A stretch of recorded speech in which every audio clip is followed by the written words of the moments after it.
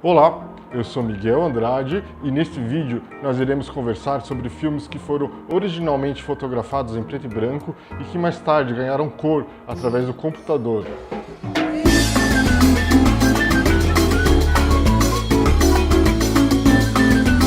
Do mesmo jeito que hoje uma grande maioria dos telespectadores reclamam quando as produções antigas da TV são exibidas nas telas widescreen, com aquelas barras pretas do lado, que obriga canais como o Viva, que vive sobretudo de produções antigas, esticarem a imagem, apresentarem as imagens totalmente deformadas. Eu tenho certeza que você me colocou nisso tudo. Um grande sucesso de Janete Claire está de volta no Viva. Lógico que eu tenho que ir pra lá, né? Pai Herói. Estreia dia 17, 11h45 da noite. Antigamente aconteceu a mesma coisa quando a TV colorida se popularizou. No Brasil, a TV a cores ela surgiu no começo da década de 70, mas ela só chegaria na grande maioria dos lares a partir dos anos 80. Foi aí que as emissoras de TV viram um grande problema. Como continuar exibindo produções clássicas de Hollywood, quer dizer, que na época nem eram tão clássicas assim, eram relativamente recentes. Como continuar exibindo esses filmes para o grande público se eles são preto e branco? Isso é uma coisa engraçada. Conforme a tecnologia vai mudando, as pessoas se acostumam a ela e rejeitam totalmente a forma como assistiam antigamente. Voltando a falar das barras da TV, é só você se concentrar na história do que você está assistindo ou apagar a luz, que as barras não farão a menor diferença. A mesma coisa para filmes preto e branco ou colorido. Se a história for boa, o que menos vai importar é se ele é colorido ou não.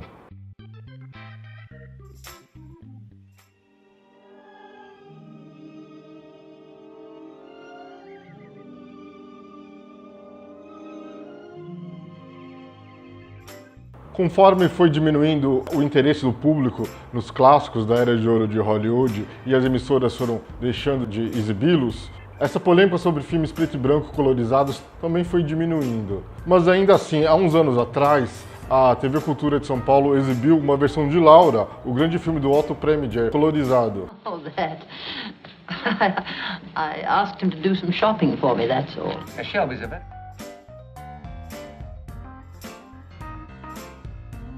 Bem, o assunto ele não é tão simples assim, ele é até bem complexo. Primeiro, filmes de Hollywood, principalmente os filmes de Hollywood, eles não são filmes de autor. Não se trata de alguém pegar um quadro do Michelangelo, um quadro da Mona Lisa, e a pessoa achar que pode arrumar ele mudando o sorriso. É diferente, porque a Mona Lisa ela tem um autor. Já os filmes de Hollywood, eles são, sobretudo, um trabalho de produtor. Ou seja, quem tem eles, quem comprou eles, quem produziu eles, tem o total direito sobre a obra. Por outro lado, colorizar um filme preto e branco dá a entender que ele tinha um defeito, né? Que ele não tinha cor. Sendo que a maioria dos filmes, os filmes noir, tipo o Falcão Maltês, que chegou a ser exibido na Globo, ostentando agora, ele é colorido. Neste domingo maior, Relíquia Macabra, um clássico do cinema colorizado por computador. Que pássaro é esse? Esse falcão que deixa todo mundo inflamado. Relíquia Macabra, em cores, um filme de John Huston com Humphrey Bogart. Neste domingo maior, 11 da noite. Eles não são preto e branco por ausência de cor, por falha de cor, por uma falha técnica. Eles não tinham cor por razões puramente estéticas, por escolha do diretor. Eles não são filmes comuns que simplesmente ficaram sem cor. Eles são filmes que foram pensados já preto e branco, já foram pensados em tons de cinza. Os próprios figurinos, isso é uma coisa que geralmente quando eles são colorizados fica muito estranho.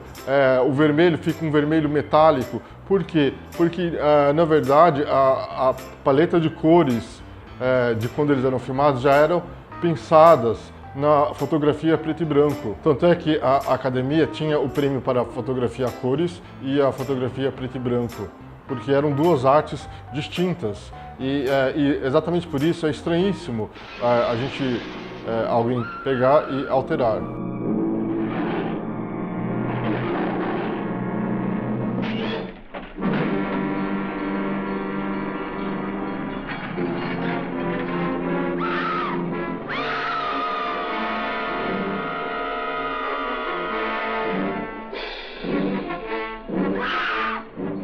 O auge dessa polêmica que movimentou a nata intelectual, cultural americana, inclusive muitos desses diretores, como Frank Capra, ainda estavam vivos, foi quando o magnata Ted Turner, sabe aquele casado com a Jane Fonda, dono da CNN, quando ele montou aquele grande esquema de rede de TV a cabo, CNN, TNT, Cartoon Network, ele comprou dos grandes estúdios um pacotão com os clássicos.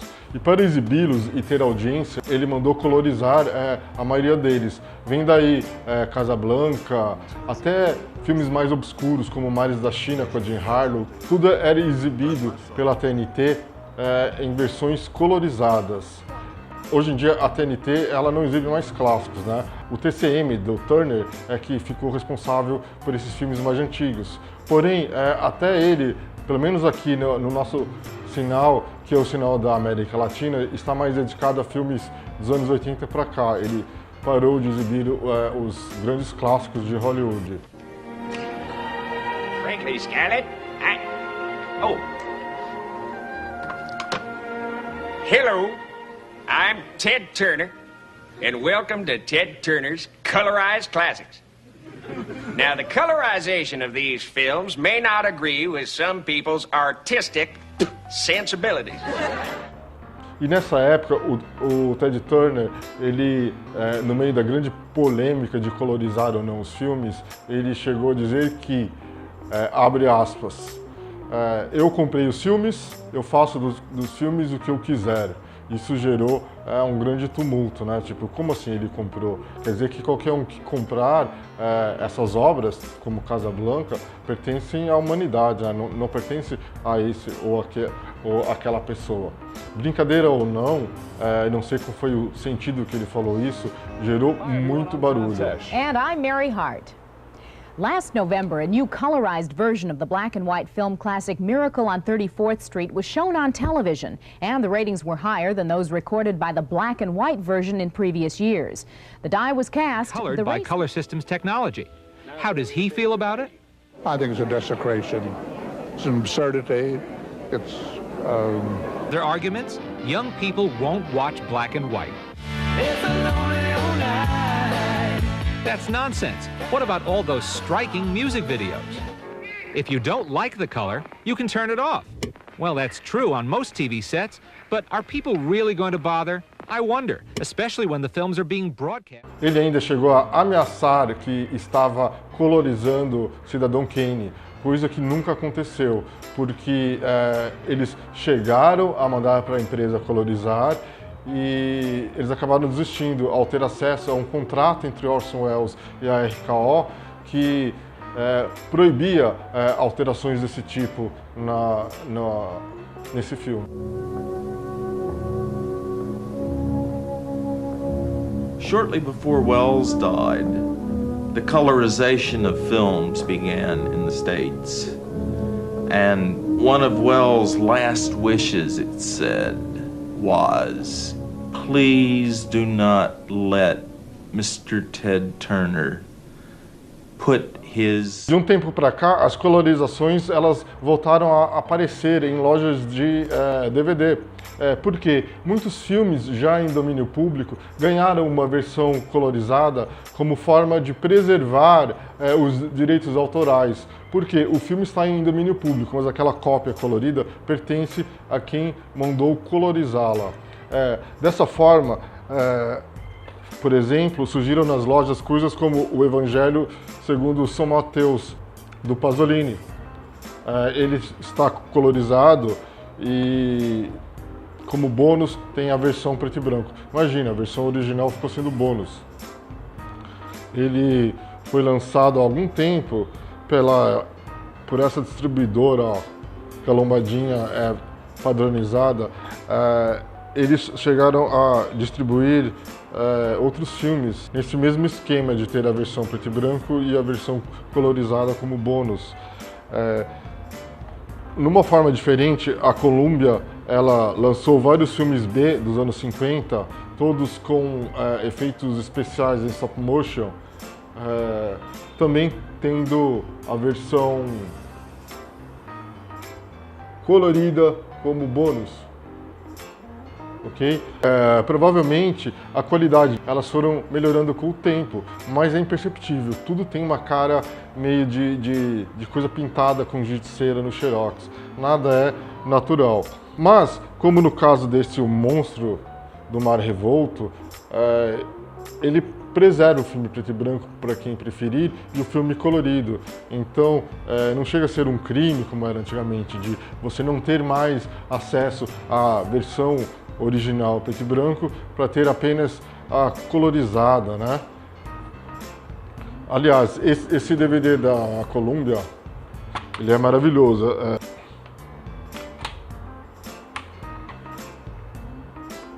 Ele é duplo e pertencia a uma série muito interessante, mas eu só consegui O Monstro do Mar Revolto. Ele é cheio de extras. Dá uma olhadinha aí. Enfim, voltando aos filmes colorizados, nessa leva atual dos DVDs com versões colorizadas, se o preto e branco era uma questão de estética, muitos filmes, esses filmes B, principalmente, o preto e branco não é por uma questão de estética. O preto e branco é porque eles eram mais baratos, né? O negativo e o preto e branco, quando você ia filmar, ele era mais barato. Nesse sentido, eu destaco o Plan 9 from Outer Space, do Ed Wood, que é considerado o pior filme de todos os tempos.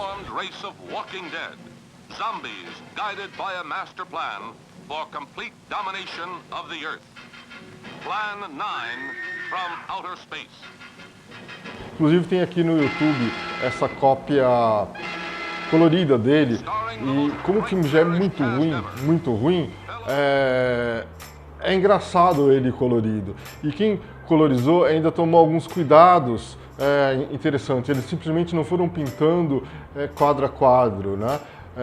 Tem uma cena lá no final, quando um dos alienígenas toma um raio, que a pele dele muda de cor. You see? You're stupid minds. Stupid! That's all I'm taking from you. Get back here, you jerk! Let him finish.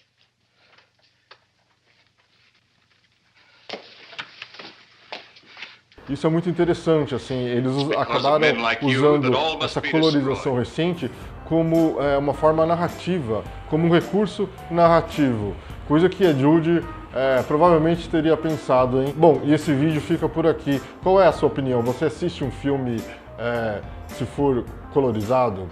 Você deixa de assistir um filme se for preto e branco? Você recusa assistir alguma coisa se tiver as barras do lado, em cima? Qual é a sua opinião sobre isso?